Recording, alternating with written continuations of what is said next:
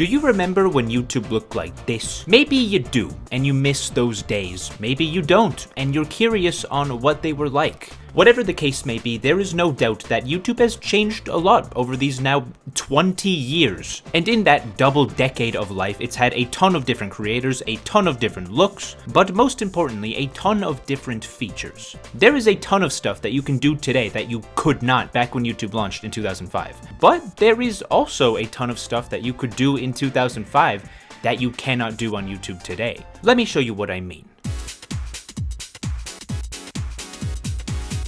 YouTube DMs. Not a lot of people know, but YouTube used to have a direct messaging system similar to Twitter, or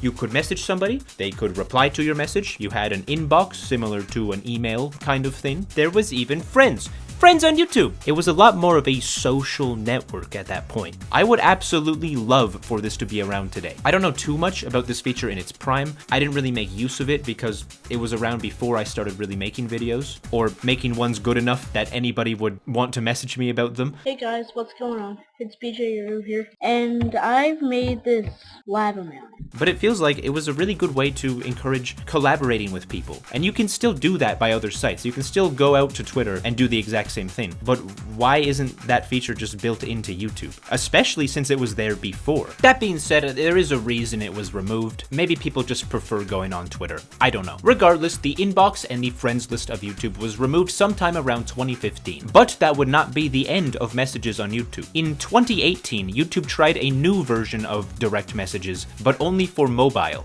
I think this was maybe to try and compete with TikTok. This was also around the same time YouTube Shorts were coming out, and one of the main features of TikTok is that you can send TikToks to your friends. I don't know. Regardless, that one was also killed in 2018, and today, there is no way to direct message another account on YouTube. Bleh. I'm so sorry also. You might have noticed it was nighttime and now it's daytime. This recording is all mixed and matched, so I'm sorry if it stuns any of you. Video responses! This one's kind of funny. This was removed pretty quick on YouTube, but back around the very start, on any odd video, you could leave a 5-star rating, a comment, or a video response. A video response could be any video on your channel, but you could link to it on someone else's video in response to it. There'd be a little box there with all of the video responses. I never really paid attention to this. They were removed before I could really grasp what YouTube really was. At this point, all I was really doing on the site was watching Try Not to Laugh videos and Pokemon AMVs, specifically this one. It's not really important to the topic, I just really liked it. But apparently they were pretty cool. People would go on video reply chains, just kind of talking to each other in video messages back and forth, in debates, conversations, fights. Hey guys, this is my video about how Mario is gay. The reasons for why he's gay are pretty obvious. Hey guys, Mario Lover 297 here. Mario isn't gay. This video is just... Hey Mario Lover 297, I saw your video reply and I just wanted to tell you that Mario is definitely gay. I found this on Google Images. It's a really weird, unorthodox feature. On today's YouTube, I don't think it could ever exist, but it seemed really cool for the culture that existed on YouTube at that point. Video replies eventually got very spammed and filled up by numerous things, people wanting to draw traffic to their own videos, vulgar, terrible videos, and most prominently, video reply girls. This was like a whole thing. Girls would make a video with a suggestiver thumbnail, then pop the video in the video reply box. But eventually they outgrew the video reply box, being found all over suggested videos everywhere. And they were actually debatably a contributing factor to why YouTube changed its algorithm from favoring views to favoring watch time. I'm not going to go into too much more detail here because this is a video about features. If you want to know more about this phenomenon though, I'd recommend this video from The Gamer from Mars. Video replies were officially removed on September 12th, 2013. Customization. Remember these?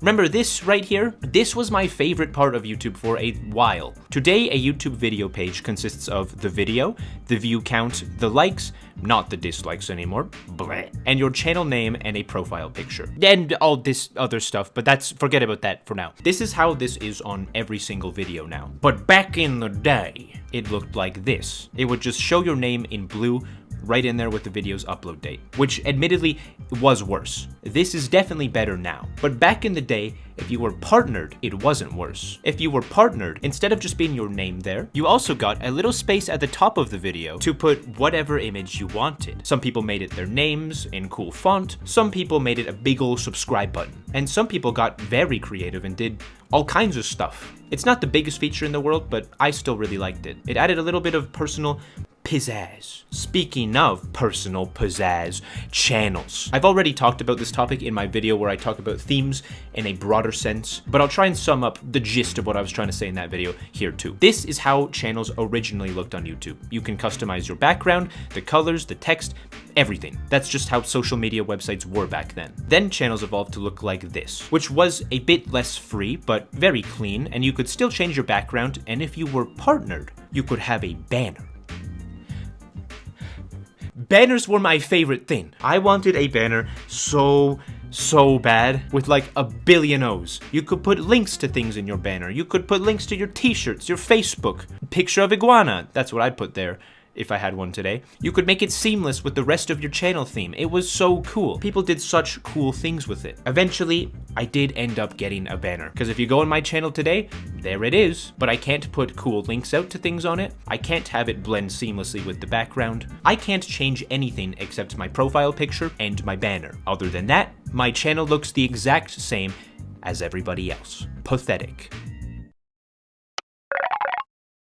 Annotations. I don't think I need to explain annotations to you, but in case you're a very small child and have never heard of them, on YouTube there used to be these little bubbles on videos, kind of like end cards today, but anywhere you want on the video and with any text or link that you want. Just little post things that you forgot about in the edit. But they could also be links to websites, links to other videos, or just a button that takes you to a different time in that current video. And people got so creative with these things. Remember some of these videos? People made quizzes that had different answers on the screen that you could click on. People made menus inside of videos that you could click through to go to different chapters of the video. This is a video called Interactive YouTube Shooter Game. This video you can interact with like a point and click adventure game. You can click on people to kill them, click on doors to advance. It's really cool. You could click on the video, on something in the video, and it would do something. This guy was huge back in the day. This guy made Barack Paper Scissors, which was a series of videos. He'd introduce himself and he'd say, we're gonna play Barack Paper Scissors. You can Barack, you can paper, or you can scissors. I'm not sure why only one of them is swapped for Barack, but it's Barack Paper Scissors. You got Barack, you got paper, you got scissors. We'll throw on 3, okay? Okay. Here we go. 1, 2. Barack! Paper! And paper beats Barack. Fuck! You're so I'm no good at these! And we haven't even gotten to my favorite part, collaborative annotations. I don't think a lot of people remember these because I don't think it was a thing for that long, but for a little bit of time, you could let anybody who wanted to put an annotation on your video. A perfect example of this is this video contains Squidward, which it does, underneath somewhere.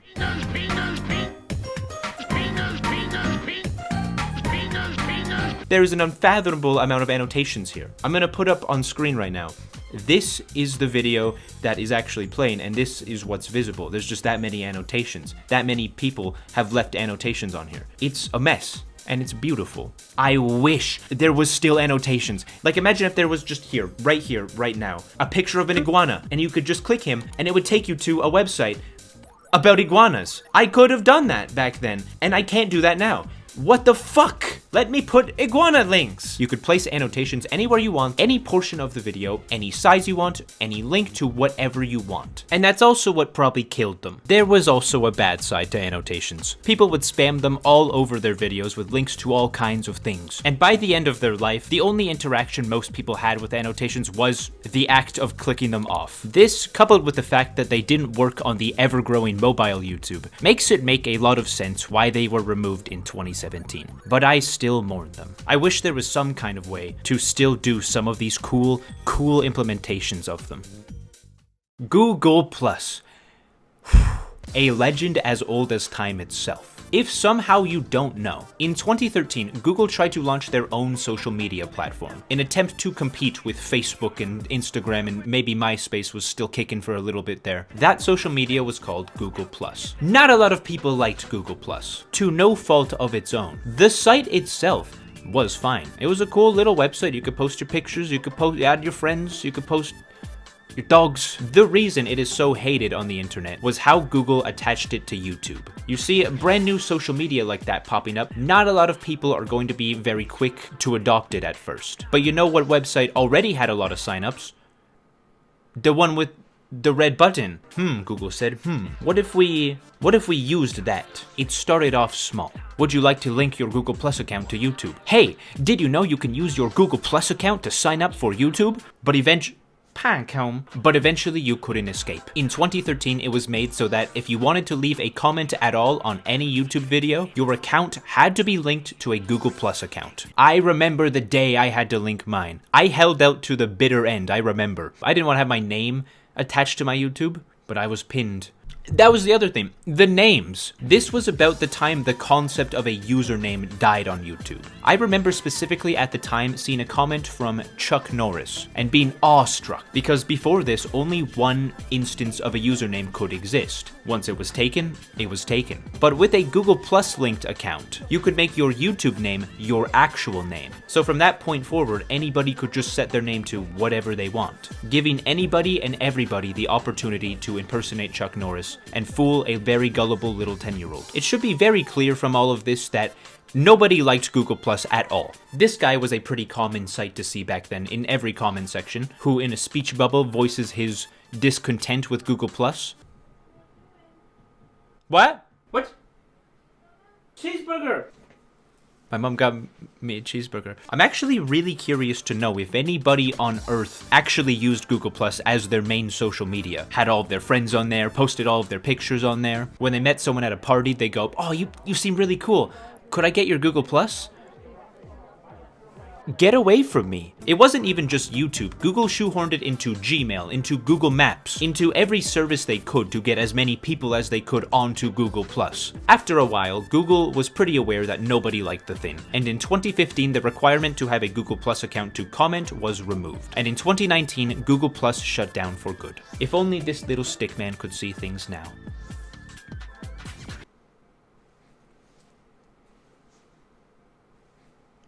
What the fuck? This is the brightest it's ever been in my room. The golden gates of heaven are outside my fucking house.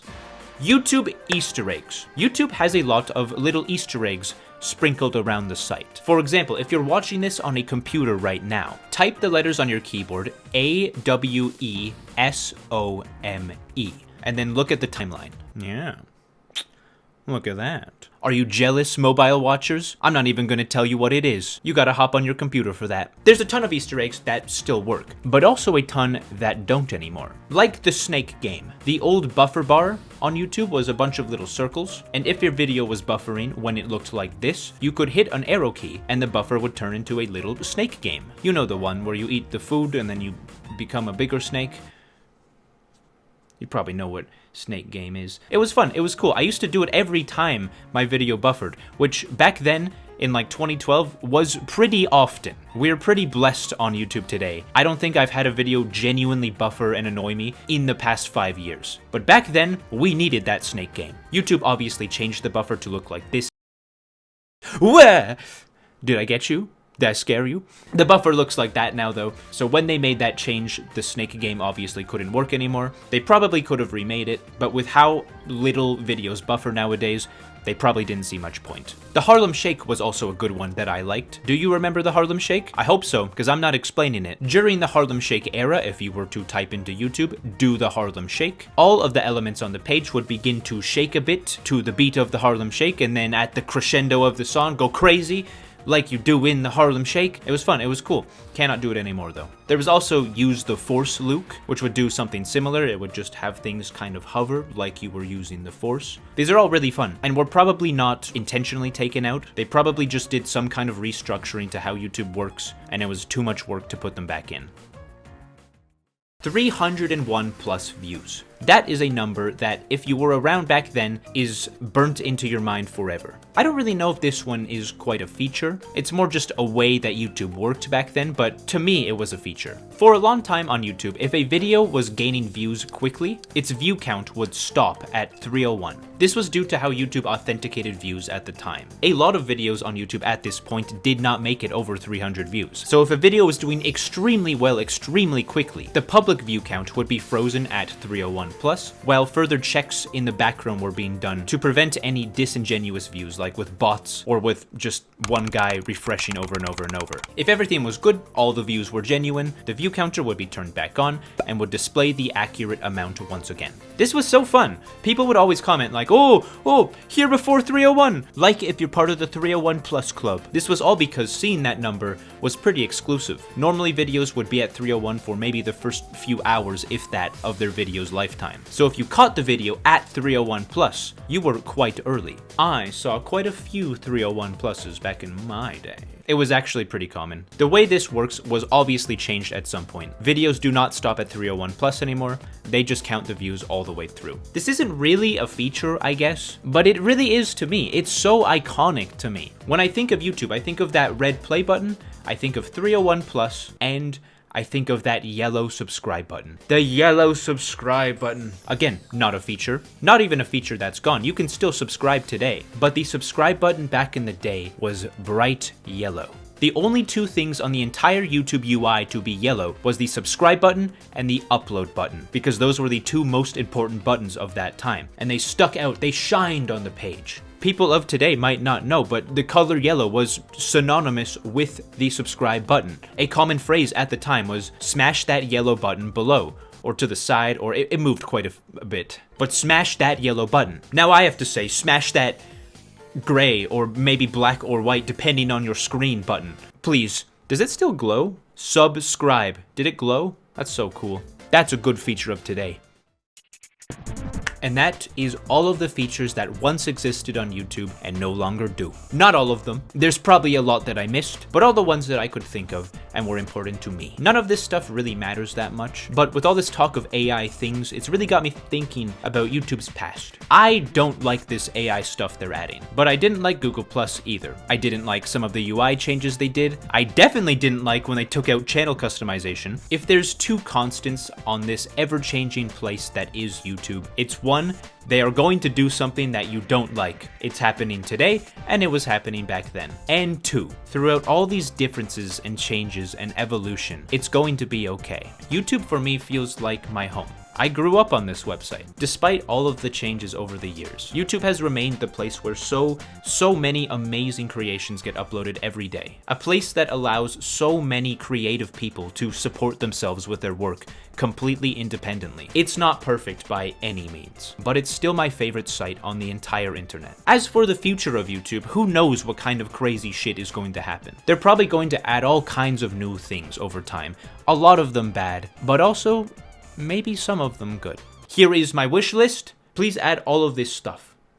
Thank you. Were you around to see any of these features? Were you around when YouTube launched? Were you not around back then and this is the first YouTube video you've ever watched? Whatever the case may be, please leave me a comment with any stories or memories from back in the day. I would love to hear it. Thank you so much for watching. Make sure to rate 5 stars, leave me a video reply, hit that yellow button, and have a wonderful, wonderful day.